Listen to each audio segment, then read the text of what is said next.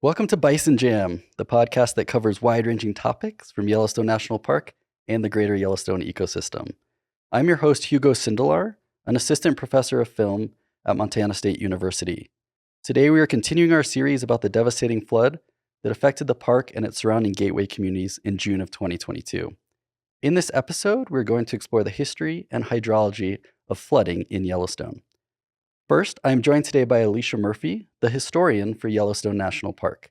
With Alicia, we're going to learn about the past flooding events in the park and how Alicia is working to preserve the history of the 2022 flood.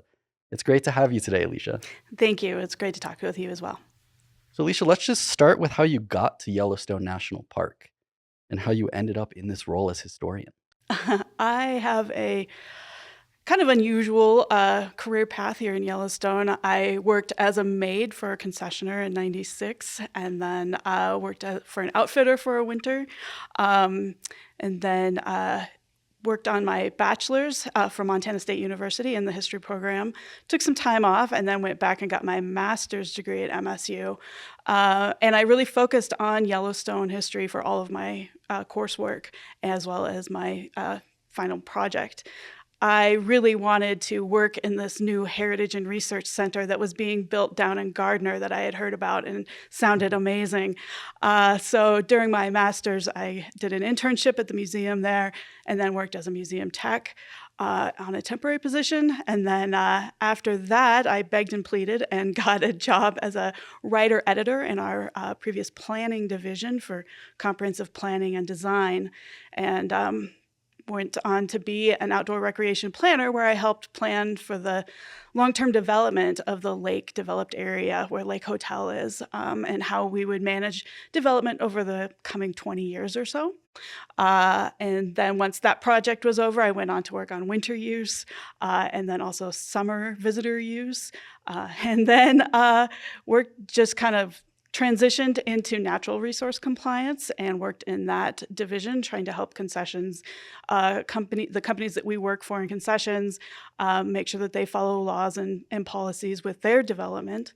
And then the previous historian retired, and of course, I have this at this point a long time kind of paid some dues working in Yellowstone, and of course with my master's in Yellowstone history, I was able to transfer into the position. I've been the park's historian for about 6 years now, and I've been in the park for 16 total, just for the National Park Service.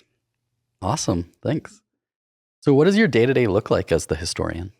Every day is different as historian. People laugh, but it's true. I have history emergencies where, maybe Cam might need something, to understand the background behind a topic or an issue. And so I need to quickly jump into research mode and, write something up as a briefing for him. I also help evaluate buildings to determine if they should belong on the National Register. We have thousands of buildings in Yellowstone, and every year there's a new batch that's turned 50 and needs to be evaluated. And then, I love talking with people about events in Yellowstone's past, whether that's on something like this for a podcast or news, or just members of the public ask me questions quite a lot too. So every day is different. As the parks historian, I'm the luckiest person I know. Well, that's a great segue, because I want to know a little bit more about the history of flooding. So we're going to jump into the 2022 flood more in this podcast, but we need some historical perspective on the flood, right? So was this the first time there's ever been a large flood in Yellowstone in 2022?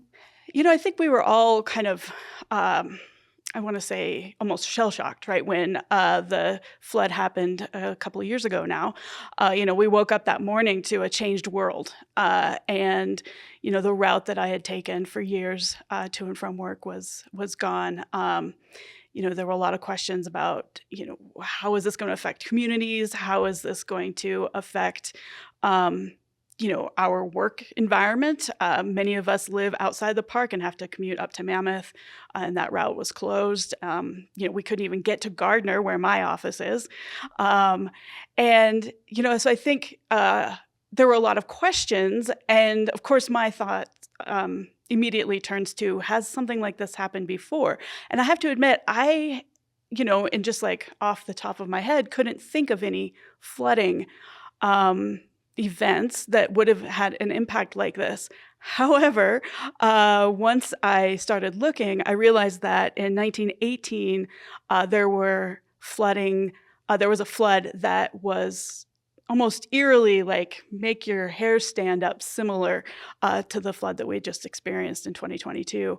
So, we did have a little bit of a, this is how we handled it in 1918. Of course, a lot has changed since 1918, for and so sure. it wasn't exactly like a path forward for us, but it was reassuring to know, this has happened before, and it was a huge event at the time, but then, some over 100 years later, it was kind of a blip that nobody really even knew about. So it kind of gave me at least perspective of, okay, well, this will be fine. It was interesting timing with it being our 150th anniversary of the park. We had already planned on this being kind of a big year. I was expecting to do lots of conferences and interviews and stuff. And then the flood came along and it was like, okay, this is a different year than I was anticipating.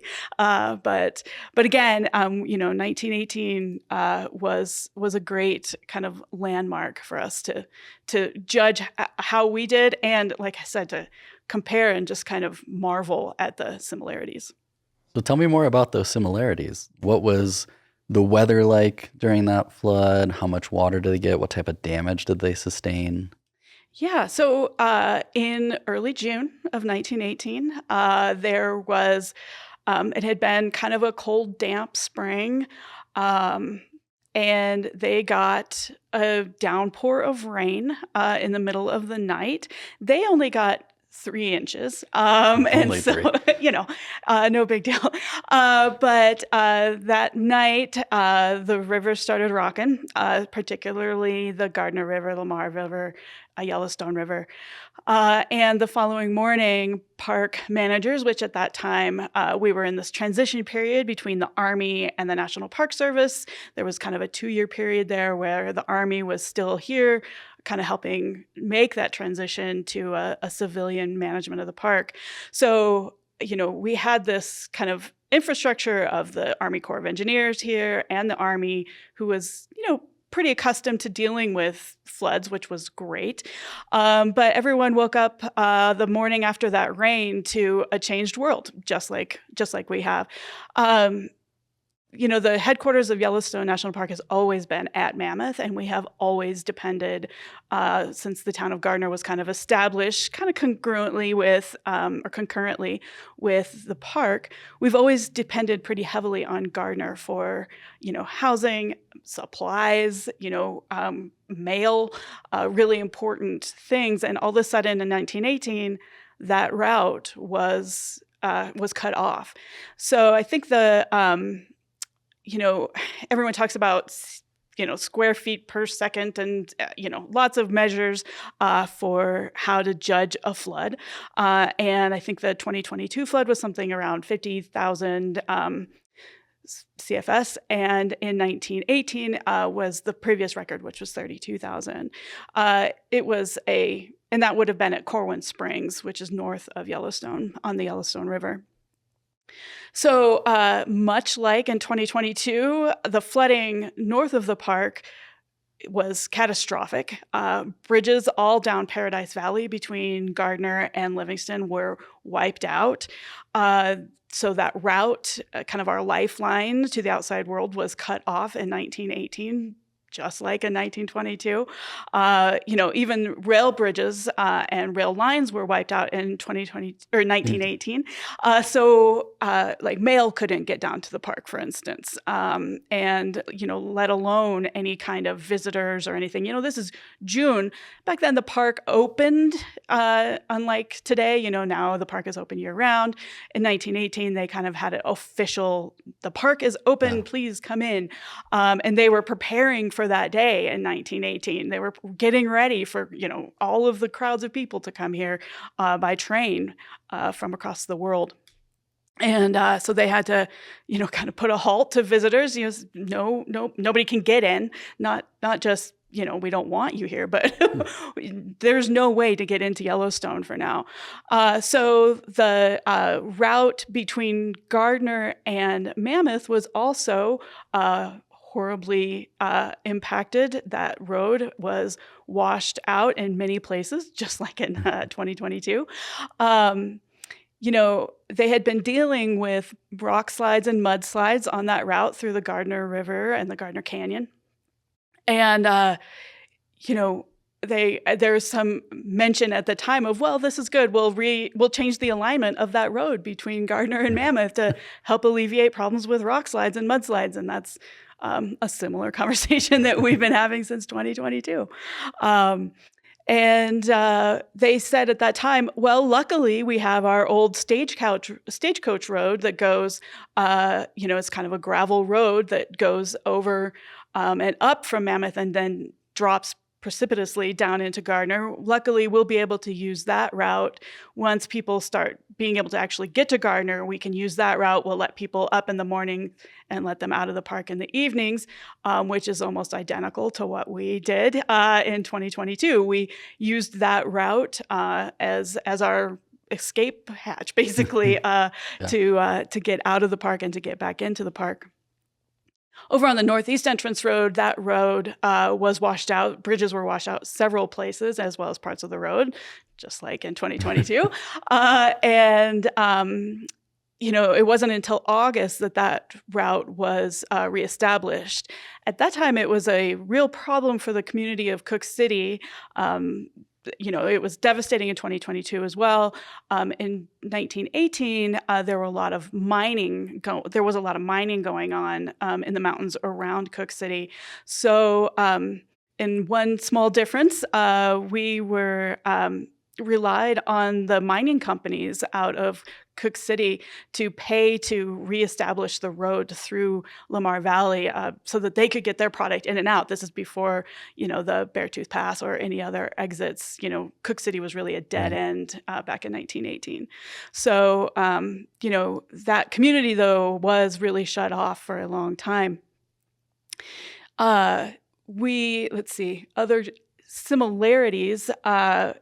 We were able to quickly pivot and have some of our contractors move to this project to, open up the route, especially from Gardiner to Mammoth within the park, and start working on that immediately in 2022. In 1918, the Army Corps of Engineers was here, and so they had already built the majority of the roads in Yellowstone that we still use today. The Grand Loop Road was built by the Army Corps, and so they were able to quickly jump on and start, working through figuring out how to rebuild that road through the canyon, how to make the old stagecoach route safe to go back and forth. So, we had people on site to quickly jump on that in both cases, which was key for getting the park up and running. The park did allow visitors in, and were able to have a normal opening in July of 1918. So, it was kind of inconvenient in some cases, probably for visitors and for staff, but it happened, and it was through kind of heroic efforts in 1918 and, of course, in 2022. So in 1918, the road goes through the canyon right at the time, and it's washed out. Mm-hmm. But in 1918, they might have the chance to reroute the road, but they don't make that decision. Do we know anything about why they just rebuilt the road in the same spot? They did change the alignment so that, and before the flood, you could see the old abutments in some cases through the canyon there. It had been more on the west side of the Gardiner River. And there's notation from like 1907 when they built that road. This is probably going to flood, and there's probably going to be problems with this route. Luckily, we still have the overhill route stagecoach that we can rely on in the case of that happening, which was quite prophetic.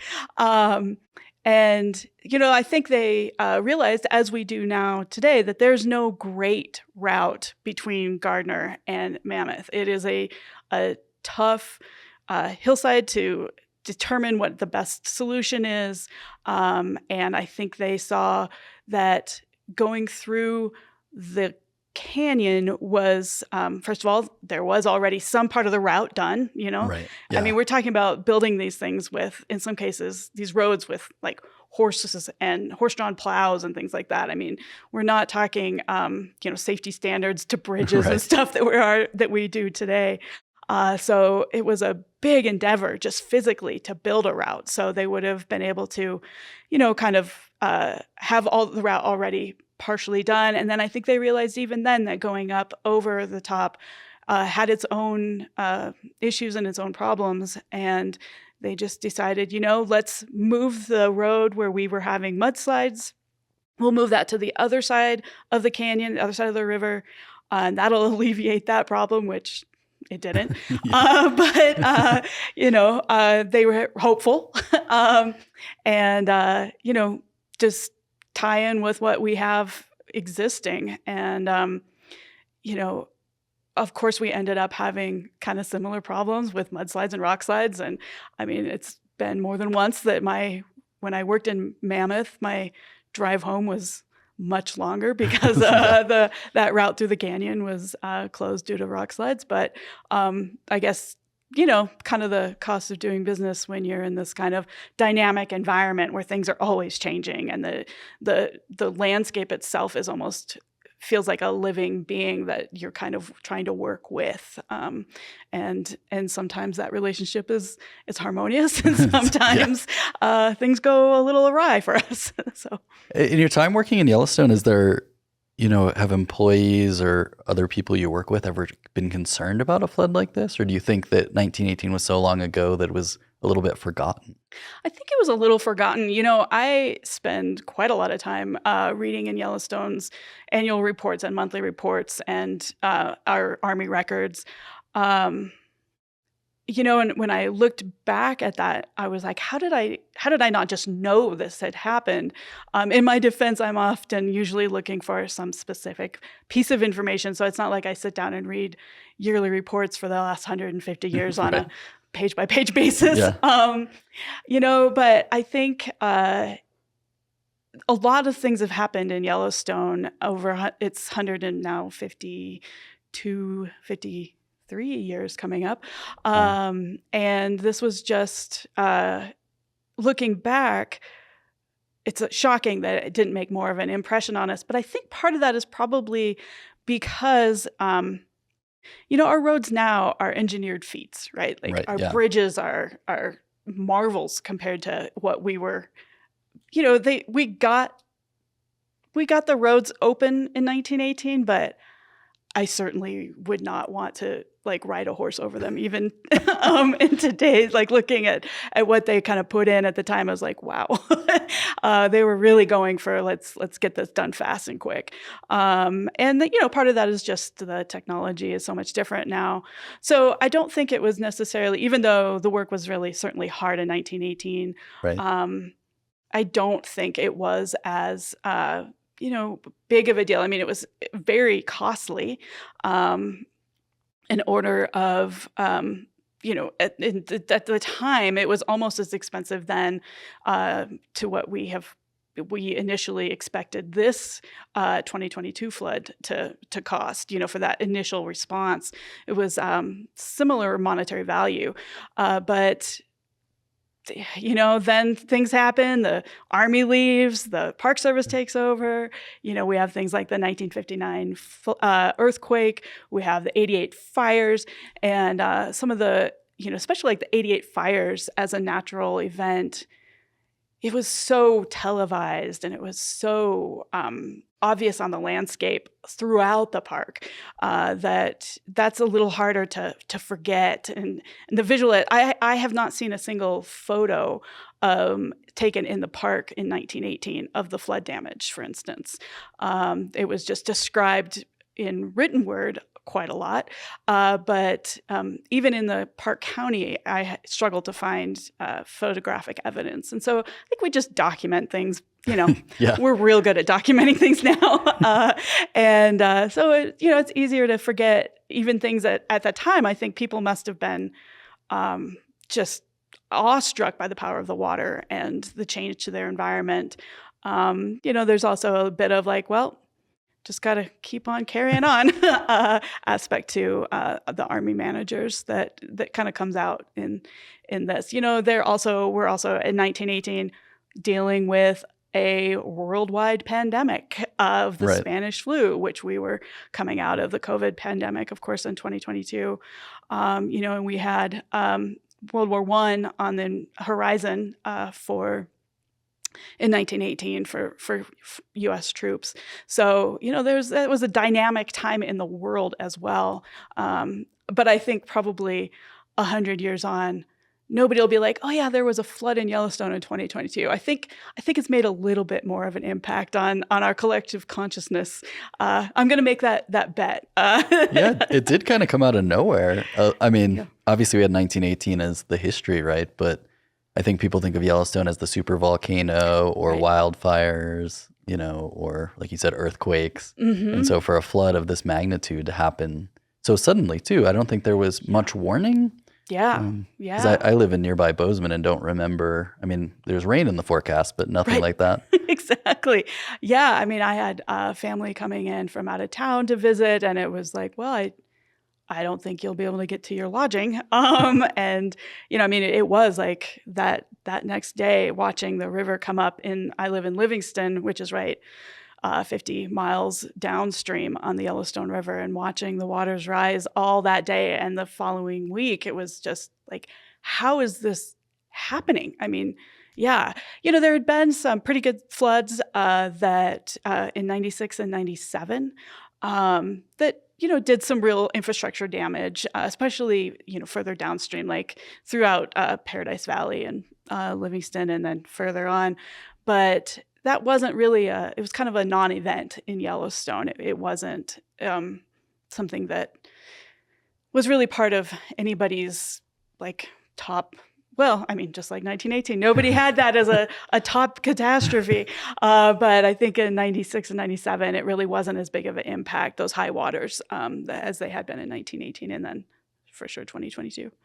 So you as someone who's living history in a way for the 2022 flood, when did you realize it was different than your average Monday, right? Because the flood becomes an issue for the park on Monday, June 13th. Right. And, Monday, June 13th, I, had planned to go into the office. And, we were told not, that this wasn't going to be a thing. And, I started seeing on social media pretty quickly some images, and it was like, oh no, especially when we started seeing the high water that would go through like Yankee Jim. I had seen the road get close to flooding in Yankee Jim before, like at the one of the boat ramps. But I hadn't ever anticipated that like high up, like not just like the boat ramp, like down on the river, but like high up in Yankee Jim Canyon that would ever be underwater. I mean, I drive that route today, and almost every time I'm just like shocked that at one point where I'm driving was underwater.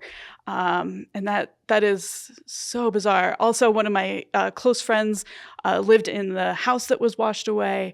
And, I think she got like 30 minutes notice that her house was going to be gone. And so she had very little time to get all of her worldly goods. She had just moved there in the couple months preceding.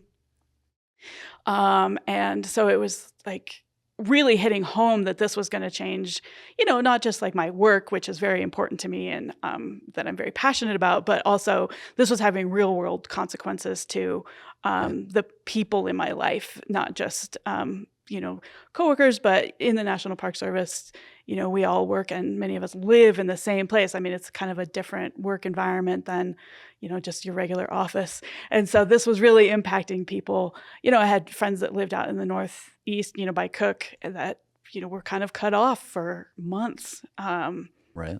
How is that going to affect how they get groceries, and we were still recovering in a lot of ways from the pandemic. I think that also, I think all of us were kind of looking forward to a normal summer, Right. whatever that means in Yellowstone. It was the 150th. So we thought, it was probably going to be record-breaking visitation. But we were looking forward to like, okay, we're back in the offices, we're doing things, let's celebrate that this is kind of a return to normality. And then that happened, and my office, as I said, is in Gardiner, but in order to get into the park to do things or to look at the park or attend 150th events, I either had to go all the way around to West Yellowstone, or I had to kind of roll the dice and try to get our convoys going up and down twice a day. And it just changed all of our understanding of what it's like to live and work in Yellowstone. And I think coming on top of the pandemic, that was really hard for a lot of people to feel really isolated and feel disconnected. We have around 400 year-round employees in Yellowstone. That rises for National Park Service employees. That rises to around 800 in the summers, in a normal summer. So the majority of those people, live in the northern part, whether it's Gardiner, Livingston, Paradise Valley, or Mammoth itself. And so this impacted a lot of people in a lot of ways. How do you think about when you're going through an event like this? How do you think about it in terms of history? You're a historian. Yeah. And so what kind of perspective does that give you when you're in the midst of an event like the flood of 2022? I had just been thinking about this a lot because of the pandemic. How I had wanted to know when we started changing the way the world acted in the pandemic. I'd wanted to know how we handled the pandemic in 1918. And so I looked through the same records, but somehow missed an entire flood in those records. But I looked to see specifically what we did about the Spanish flu in 1918. So I had already had this perspective of like, okay, let's look back in the records and see what had happened then. What can we learn from that? Is there anything we can learn? Is there kind of anything that our officials should know? I put together a kind of a cheat sheet for Cam to let him know like this has happened before. We'll get through this. And immediately started compiling a record of, correspondence and photographs and social media posts and, trying to think what would I want to have if I were doing a report on this, 100 years from now. What do I wish they had, had Right. from the 1918 flood? Let's not put people 100 years from now in the same position. Let's try to have a better record of what happened on a day-to-day basis. So yeah, I immediately started thinking about that, like long-term, how can we save this history? We have a lot of history from like the 1988 fires, for instance. And so I had that was a good example of the types of information that I also know people want to know today. And so I could look for that type of information, not just for what I would want as a historian, but also what other historians would want and, other members of the press and things like that as they do, maybe they'll do retrospectives or something in 25 years or 50 years Right. like we do for the 88 fires. So trying to get that all as part of our archival record was definitely on my mind. So what are some of the things you're saving? You said some things stand out to you to make sure you keep for other historians, Yeah. public officials, and reporters. So what stuff are you saving from the flood? I think the things that are most important that I wish that I had from any other, big event in Yellowstone's history, particularly the 1918 flood, but other things as well, are oral histories of people's experiences in the flood. Oral histories, in my mind, are extremely valuable records of what people thought and felt and how they reacted and what they did at what time. And so I have kind of a long list of people to get oral histories from. So I'm compiling that list even now. I kind of feel like it's important to not wait too long after an event like this, because people do start forgetting, Right. right? Yeah. I mean, we're all continuing on with our lives. But also it's good to have a little bit of perspective too. So you don't want to get oral histories, a week later. Right. People are still living this event, and people are still, figuring out how to respond to it. I know, many of our community partners like in Gardiner or Livingston are still, financially recovering from the event. And so I kind of want there to be a little bit of perspective for oral histories before I get too crazy about gathering them. But also, I mentioned it's really hard to find any photographic evidence from 1918. So I've done, my best to save images that came out during that time. And then also we have a great staff here that has done a really excellent job of documenting all of the things that happened in the aftermath of the flood. We, at the Heritage and Research Center in Gardiner, we are the only national park that is an affiliate of the National Archives. And so all of our administrative record is in that building. Other parks, as files are created, they have to kind of hand them off to a central repository, whether that's in Denver or DC or something like that. Yellowstone's unique in that all of our records are saved coincidentally, in the same building that my office is in. And so, I'm really pleased to know that record of the flood will be protected in our archives for perpetuity. So, and right here on the ground, which is great and makes research so much easier. Is there any stories that stand out from you from the 2022 flood that you've collected that you can share? I heard I heard this kind of from this gentleman's father at a community meeting. He said that his son worked for one of the utility companies and was based out of Paradise Valley, but then had to work in Gardiner, which is very common. There's very limited housing in Gardiner, so people come from near and far to work. And this gentleman got the news that the flood was happening, that it was impossible to get to Gardiner, and he had to in the middle of the night, climb over the mountain by Dome Mountain to get around the canyon. And then somebody had to come north from Gardiner to pick him up, to take him back to Gardiner to start helping with utilities, because utilities were completely washed out and really a problem in Gardiner.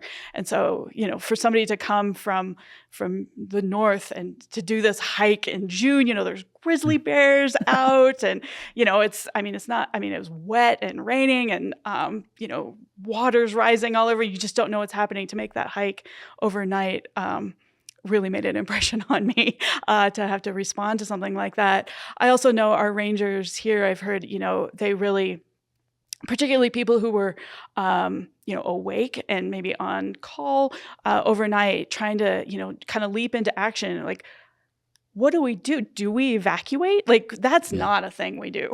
We don't evacuate Yellowstone. And so trying to make those decisions of like, man, I don't know.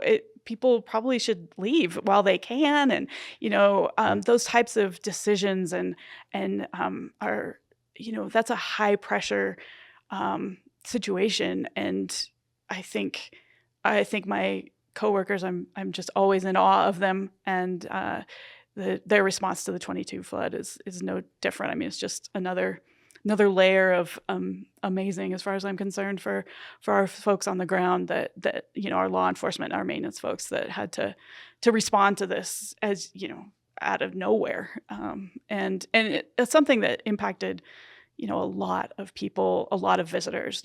For us in 1918, people hadn't really showed up when the flood happened. For us, June's right when things are starting to kick off in a real way, Right. And so there were a lot of people in the park that had to be shown out to, for their safety, and for us to be able to evaluate roads and the safety of sewer systems and water systems. And I mean, it's just a huge undertaking, and I think it's really impressive that we were able to do that with nobody really having any serious injuries and no fatalities just in this evacuation is really impressive. I'm How impressed. often is the park closed? Because the park ends up closing for a few days. What's the history of actually totally evacuating and closing Yellowstone? Yeah, before the 1960s, we would close the park in the winter. We had like an opening day and a closing day. Right. And the park was really not open in the winter time. Mammoth was always open, but as far as like visitors coming, it wasn't until snowmobiles came around and winter use kind of started kicking up in the 60s. So since the 60s, the only time that the park has really closed has been a few times for like government shutdowns. We kind of closed during the pandemic, although not really. I mean, people were still around as far as people were traveling. It's a really unusual thing. We did not close during the 88 fires. We might have closed certain sections or certain roads, but the park itself stayed open, even as, 2/3 of the park was burning. Visitors were still coming here. So it's almost, I could say, unprecedented to close, particularly in the summer, for such especially a natural event like that. I mean, that's a lot different than a government shutdown, right? Yeah, but very necessary if you see the damage. Have you been down to the Gardiner River to see the damage? Yeah, it's just crazy. And, something that I see, I'm on the social media team for Yellowstone. And so, I kind of follow online what people are saying about the park and try to, help people plan their trips and answer questions that, people are trying to plan what's happening or what they're going to do in the park. And I seems like even to this day, I think just last week, somebody was asking about the boiling river and if they could swim and everything down in the Gardiner, which is when the kind of the runoff from the Mammoth hot springs percolated down through the hillside and then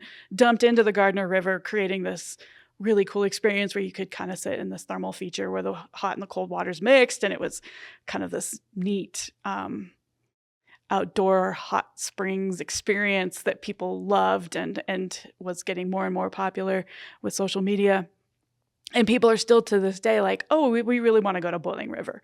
And it's like, sadly, the Boiling River no longer exists. The river has moved and the hot water coming down no longer dumps right into the river. And so, that's still a thing to this day where it's like, that's still impacting visitors, even though a lot of, to most people, it's kind of invisible that the flood happened, but there's still some things that are impacting people today and their trips and what they want to do. And, people have fond memories going back generations of doing things in Yellowstone. And so tradition is a big deal, not just to the Park Service, but also to visitors. And so, it changed like through the canyon. People loved that route through the canyon and that drive and seeing the bighorn sheep on the cliffs. And, it was a national historic, or it was a historic district on the National Register. It's a kind of an iconic route into a park to go through Roosevelt Arch and then through the canyon and kind of like dump out into Mammoth in this like whole new environment. And so it's a different experience now for sure. As someone who drove that road every day, what was your first reaction when you walked up to the damage? It's just awe and holy smokes. Like what is this? I mean, just the power of water is always enthralling, right? Like it's from the Grand Canyon of the Yellowstone to the wreckage of bridges and roadways and footbridges. And there was a lot of for me a lot of kind of sorrow. I too had enjoyed that drive and seeing bighorn sheep and backpacking across Rescue Creek, across that footbridge that was washed out. So personally it was kind of a little bit of mourning that route that, working in Yellowstone was a lifelong dream of mine. And this has always been the entrance that I've always come into the park my whole life. And so it was personally upsetting. And, it's a route that has meant a lot to me. And so it was hard to see that gone. It was also tough because the route that we're on now that old stagecoach road that has miraculously been paved and tell us a little more about the old stagecoach road. Yeah, that ends up saving you guys here, right? It does save us. That route that when it would rain or even sprinkle, we'd have to close it because it was a very steep route. The hillside is very unstable. The soils are slippery. That was a route that I love. It was when the weather was fine in the summer times, it was open one way from Mammoth down to Gardiner. And so a few times a summer I would, especially when I worked in Mammoth, I would, on a nice summer evening, go down that one-way route on that gravel road. And it always kind of felt like a secret exit from Yellowstone. Yeah. It was just kind of a neat, beautiful, quiet, birds and wildlife and the place to get away from the crowds a little bit. Yeah. And it was kind of hard to find. And so you never knew if it was going to be open. And the average visitor had no idea it was there. And so it was, and then the views looking north were gorgeous or to the east, like up Jardine. It was just, it was a really cool little kind of getaway from the madness that can be this area in the summertime. So knowing that would change, I'm a historian. I like I like the way things always have been. Change is a little hard for me. So it was really disappointing to realize that kind of, special route was going to be different. That also was a historic district. So it was it had been used since the 1880s for stagecoaches. It used to be people would come down on the train, they'd get kicked out either in Cinnabar or then at Gardiner when the train route got all the way to Gardiner. And then they would get on these massive stagecoaches with 6 horses pulling them, and they would kind of do this wild trip from Gardiner up to Mammoth. People like clinging to the sides of the stagecoach and like, oh, that must have been pretty exciting. But while they were doing that, all their luggage was on, other stagecoaches or wagons that were being pulled up on that old route. And so this had, been something that people had been using for a long time, but it was really usually kind of an administrative use. And so it was a critical route for a long time. And then it just kind of, we kind of maintained it just because it was there, I think, for a long time. It was a historic asset that we needed to maintain, but nobody actually used that to go places. It was a treat, not something that anybody, I don't think, really did. A lot of people would walk it or ride their bikes up and down, but not for actually accessing Yellowstone. So that was shocking. The first time I drove the new route, I was like, whoa, this is different. This road, what's the road like now? What's the new stagecoach road, which is not the permanent road, right? It is not the permanent road. We're in the midst right now of doing, our first round of public input on a new route to get from Gardiner up to Mammoth. With so much of our workforce north of the park, but working here out of Mammoth, the historic headquarters of the park, it's really important that we have a solid, dependable route in and out. And so we want to make the best decisions for the long term. We're not kind of just jumping into like we did in 1918 to we'll make a few minor adjustments. We're really doing a lot to consider what is the best long-term solution. So I have a friend who I think described it in the best way, and that it's real sporty. It's very curvy. There's guardrails, just like the old route. There were a few times on the old route where I'd be like, man, I wish there were guardrails right there. Coming down on a winter's evening, similar to this route. It was put in very quickly. It was a kind of a miracle, in my opinion, that the road opened as soon as it did. And really quite a feat. But it's not necessarily the same driving experience that you would expect in the rest of the park. The shoulders are real narrow. There's some pretty tight turns, and there's a lot of trucks coming in and out on that road just because of all of the reconstruction we've had to do for the flood, and then a bunch of other construction projects that have gone in the park. That route is used by big vehicles a lot, which is a challenge for that road. So it's it's a drive. I mean, you have to pay attention. Yeah, we drove it coming up this morning. You definitely have to pay attention on Yeah, that road. So yeah, yeah. I've been passed on that road on those blind corners by people on motorcycles, and you know, I just it makes my heart kind of stop sometimes. But like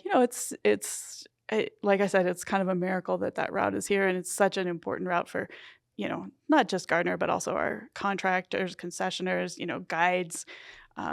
It's all of our Xanterra's laundry is done in Gardiner. That was a real challenge for them to figure out how to launder for all of the hotels in Yellowstone, and all of the towels that come out of you know, the dining room. I mean, just think about all right. the laundry that this park generates in a day. It was really hard for everyone to adjust to that, to Gardiner not being accessible. Yeah, I think people that are, have only visited the park a few times or even haven't been here and are listening, it was only 4 miles of road, right? Right. That washed out, but it was a very critical 4 miles. Pretty critical 4 miles. Yeah. I mean, it's critical for so many reasons. I mean, yeah, our concessioners all used it just as much as the Park Service does. But also a really challenging 4 miles in that, it rises up in just a very short period of those 4 miles. It rises up 1,500 feet. And so it's very steep, and it's I shouldn't get into geology, but it's not a very stable slope. Yeah. I mean, much of Yellowstone is volcanic, and it's not like a bedrock hillside that we're talking about here. And so it's a very important route, but also very kind of treacherous. Can you talk a little bit about the historical link between Gardiner and Mammoth? Like, when was each established, and why is that 4 miles so important historically? Yeah, so when Yellowstone was established in 1872, there had obviously been, Native Americans using this landscape for, at least 11,000 years or longer. Yeah. And then, starting in the early 1800s, there would have been some fur trappers coming from the east and spending time in this area. Lewis and Clark came through just by, they went to where Livingston is now in the early 1800s. But as far as any kind of infrastructure or roads or, actual kind of way to get to Yellowstone, when the park was established in 1872, people were kind of following game trails, following old trails that Native Americans had been using for their time in this area, and the last kind of bastion of kind of a built infrastructure would have been what was called Bottler's Ranch, which is about halfway between Livingston and Gardiner. And south of that, there wasn't much built until you got way south, like south of Wyoming. And so, but it also still, though, was the most logical way to access this environment was to come down. Bozeman was a kind of rough and tumble town associated with Fort Ellis, which was an Army fort on the Bozeman Trail. And, that was the closest real community of any significant size that people could use as a jumping off point. Right. And so, Mammoth is, 5 miles from the north entrance of the park. So it was a kind of logical place to set up kind of headquarters right from day one. There had been 2 early homesteaders that had hoped to claim their land right just south of just east of where we're at right now. They started in 1871 with their homestead claim to offer people the ability to come here and soak in the Mammoth Hot Springs. And so there was already kind of like a a little bit of like there was like a shack. And so when the park was established the following year, it was a couple of years before Congress gave us any appropriations where we could actually build infrastructure, but it was always kind of the headquarters and the first place of any development in the park. So Gardiner, sitting right there where people were kind of like naturally kicked out from, going through Yankee Jim Canyon, south of, going Bozeman over to Paradise Valley, then south through Yankee Jim, and then through the Gardiner Basin. And then, you run up against the park border. So, early entrepreneurs were like, hey, we've got kind of a captive audience for people coming all over the world. Let's set up a town here. Yeah. So Gardiner has been our partner in kind of hosting the world almost, since the 1880s. Gardiner, started having people kind of set up a saloon here, maybe a house of ill repute there, maybe some laundry.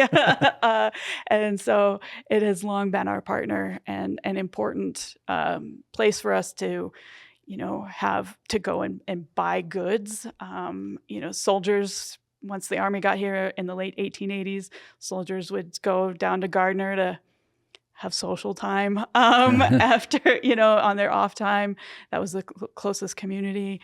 And like I said, people that work in the park often live in Gardiner or Jardine or the, anywhere between here and really Livingston. So that old stagecoach road ended up being the savior, so to speak, of exactly. of keeping commerce flowing keeping commerce and people flowing between Gardiner and Mammoth after the event. Yeah, Gardiner really is based on its relationship to Yellowstone. I mean, there was no Gardiner before the park. I mean, none of our gateway communities existed before Yellowstone. They all exist. When I'm thinking about like West Yellowstone and Gardiner in particular, those two communities were created to meet the needs of visitors coming to Yellowstone National Park. Cook City is a little different. There was mining out there. And so that's kind of how it got its early raucous days, was serving miners. But that connection with Gardiner has pretty much always been very symbiotic and critical for the town of Gardiner. Not only do they depend on, obviously we depend on them for housing, our employees depend on them for housing, but there's a ton of outfitters. There's like a lot of Xanterras, our concessionaires, right. Buildings are there. And that stagecoach road, without it, I don't know what that would have done to that community. If we hadn't been able to, for the summer while they were, paving it and getting it ready for actual untrammeled use, we had, in the morning we had up and down, convoys, and then in the evening up and down convoys. And it was like a 20-minute window that if you weren't there and in line and had like the right sticker on your car and like a reason to be there, that was, if you needed to get out at like 2 p.m, tough luck. It was a very limited lifeline, but a necessary one. I don't know how we would have. I mean, everyone who lives in Mammoth, they get their groceries, they get their prescriptions, they get their mail. Everything goes through Gardiner. So I'm cognizant of our time today. Do you have any more stories from the 2022 flood that you would like to share with us? I think that the fact that it happened in 2022, which was our 150th, like I said, like we were, we've done a lot of soul searching in the previous few years leading up to the 150th, kind of identifying who we are at this kind of landmark and what we want the park to be like in the future. especially as we think about our relationships with our affiliated tribes and kind of where we sit in an ecosystem, at the heart of the greater Yellowstone ecosystem, what that means and what our relationships are like with the communities around us have really evolved a lot in the previous 20 years. And so I think the fact that this flood made us all kind of really stop and think about those relationships and think about our dependence. I think it has changed the way we understand who we are in the park, and probably also was a little bit of a wake-up call to communities as well. The outside communities. I live in Livingston. It was the original gateway to Yellowstone. The train would go there and dump people out to come down south. And so I think, if nothing else, the flood showed us how fragile our connection can be, but also how important, and that Yellowstone doesn't exist in a vacuum, and neither does Gardiner, and neither does the rest of the ecosystem. And I think that is only to the better when you think about where the park is going from here. I spent the majority of my career thinking about Yellowstone's future. Now I get to focus more on Yellowstone's past. But, I like to think that our past informs the future. And so I like to think that the things that we learned from the flood will only make us stronger partners outside of our boundaries. Do you think there are going to be any other legacies of the 2022 flood for the park and surrounding communities and those who lived it? I think that it was great how CAM really let the communities outside the park and the outfitters and the tour guides and, all of the partners that we have, he worked tirelessly to create and strengthen, not necessarily create, but strengthen bonds that already existed. And I think that legacy will continue, that we're partners in this, that, we have a symbiotic relationship. I think maybe in the past, there's been an idea of Yellowstone as like, we're kind of the big deal around here. And I think that the flood showed us that we are obviously important to this ecosystem and this economy, but we are not alone here. And so I think that's going to be a lasting legacy that we can keep in mind in the Park Service. And, I think people who took it for granted that they could access Yellowstone any day they wanted to and just go through the entrance and get into the park, I think that experience of being cut off really impacted a lot of people who depend on this place, financially, but also emotionally. I think that maybe all of us are a little more appreciative now. Yeah, when you drive the new road, does it put it in perspective what the park means to you as you drive in now, having experienced the flood? Yeah, I think. I was really lucky in a lot of ways because my office is in Gardiner. So as soon as the floodwaters receded, and they were allowing people to go through and the bridges in Paradise Valley were repaired, most of the summer I could get to my office, right? I could get to the archives. I could kind of operate as usual on a day-to-day basis, but boy, it was hard that summer not being able to really go into the park. And it was really hard to feel so disconnected from the majority of my coworkers. It's already a long 4 or 5 miles between Gardiner and Mammoth, and to be just cut off for the majority of the summer, not wanting to risk it being stuck in the park and having to leave going around West Yellowstone to get home at night. I was really cautious about spending much time in the park in case I missed that evening convoy. So I think personally, it made me really appreciate both being able to see my coworkers and be part of the community again. And it was a tough year to not be able to run out to Lamar Valley or go grab ice cream at Canyon or Old Faithful, or we used to stay a night every summer at Old Faithful Inn, and it's kind of stopped during the pandemic, and then it just like life never really got back to normal after that. And the flood just exemplified that and kind of concentrated that feeling of isolation from the rest of the park. Great. Is there anything else that you'd like to share today? I think I've talked a lot.